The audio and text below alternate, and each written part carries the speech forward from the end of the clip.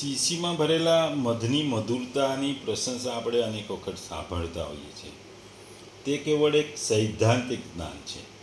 પરંતુ જ્યારે આપણે શીશીનું ઢાંકણું ખોલીને અંદર રહેલું મધ ચાખીએ અને આપણે તેની મધુરતાનો અનુભવ કરીએ, એ આપણું વિજ્ઞાન છે.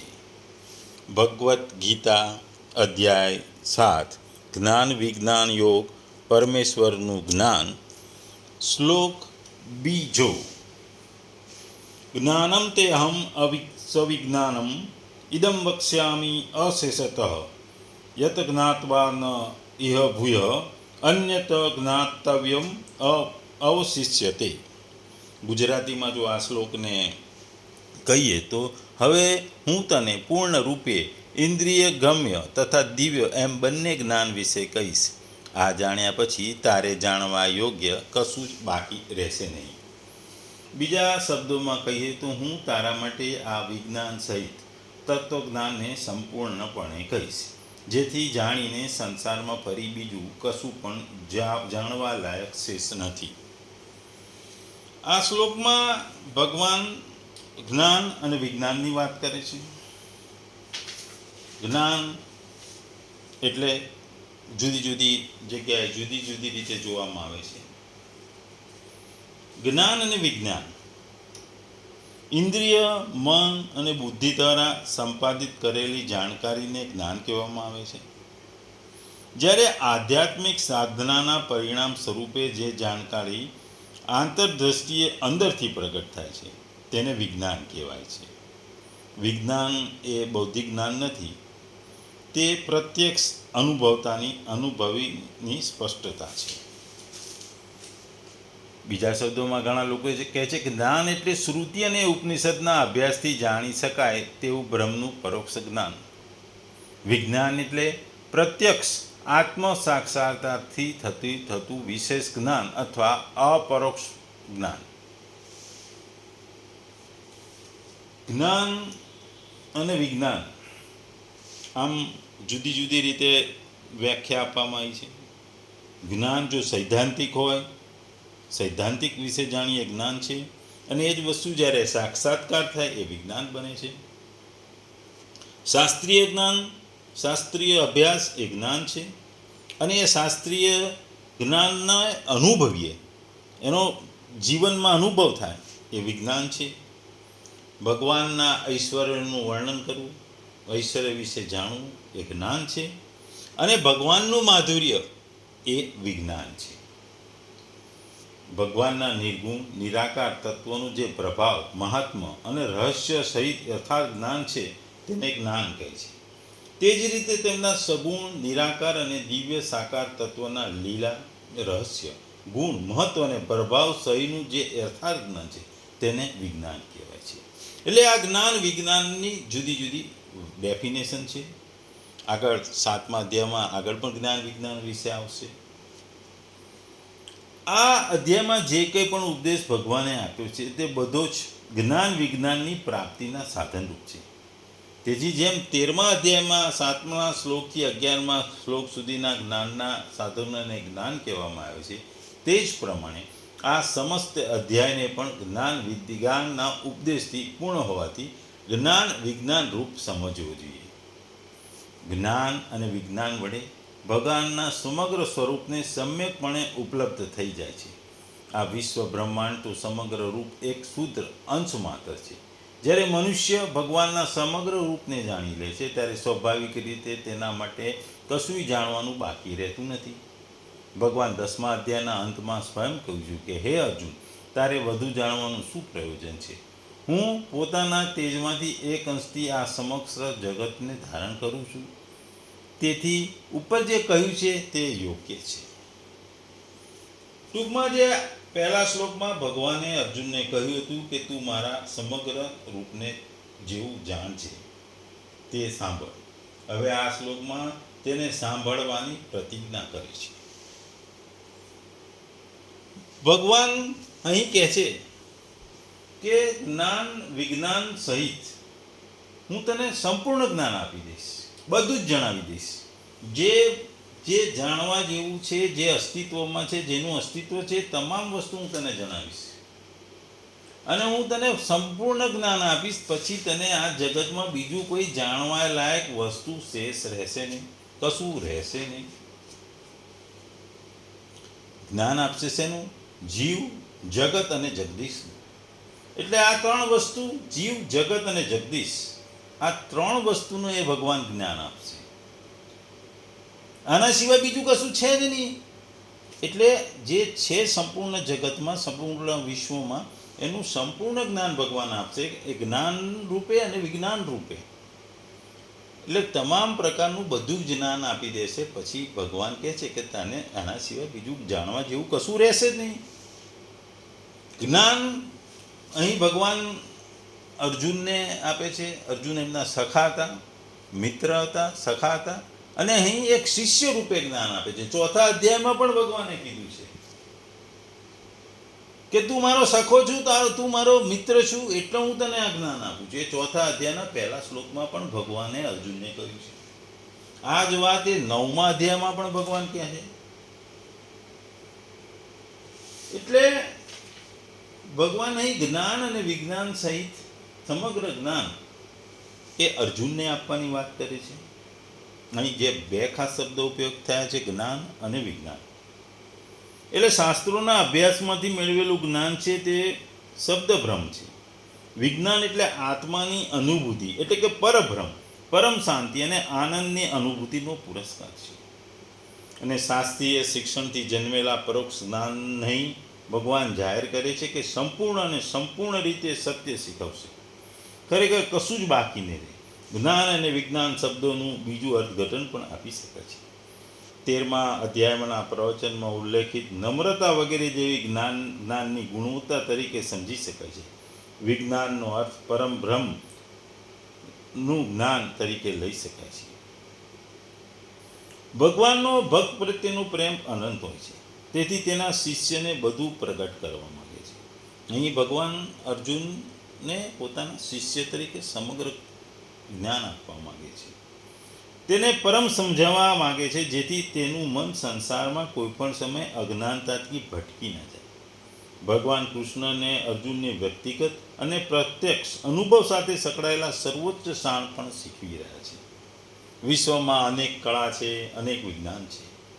જો કે માણસ તેમાં ઘણાને અથવા મોટા ભાગનાને જાણતો હોય છે, પણ તેનું જ્ઞાન પૂર્ણ હોતું નથી. હજુ કંઈક જાણવાનું બાકી છે. પણ જો ભગવાનને કેવળ અટકળો કે દલીલોથી નહીં, પ્રત્યક્ષ અનુભવથી ઓળખવામાં આવે તો માણસને લાગે છે કે દુનિયામાં જાણવા જેવું એમના સિવાય બીજું કશું નથી. ભગવાન જ સર્વસ્વ છે. અહીં ખાસ કરીને ભગવાનનું નિવેદન ઉપનિષદિક ઘોષણા સાથે સંમત છે. તેથી અભિલાષીનો ઉદ્દેશ આ કે તે કહેશો વસ્તુઓને જાણવામાં નથી, પરંતુ જાણવું છે, જેને જાણીને સર્વનો સાર સંપૂર્ણ રીતે સમજાય. જ્ઞાનની બધી શોધ અહીં પૂરી થાય છે. બીજું કશું જાણવા જેવું નથી.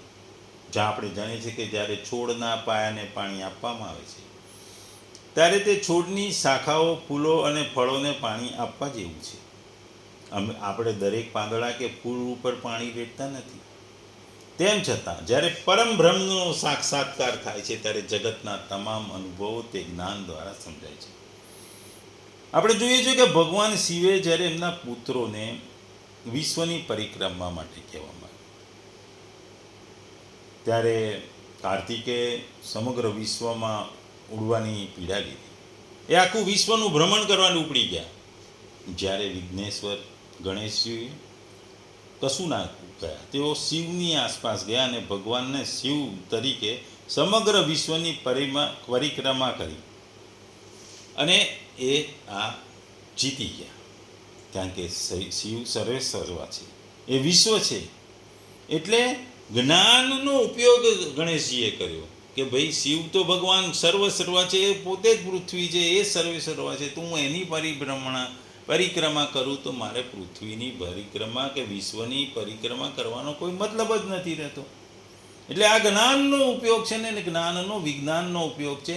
જ્ઞાનનો પ્રેક્ટિકલ ઉપયોગ એટલે વિજ્ઞાન છે.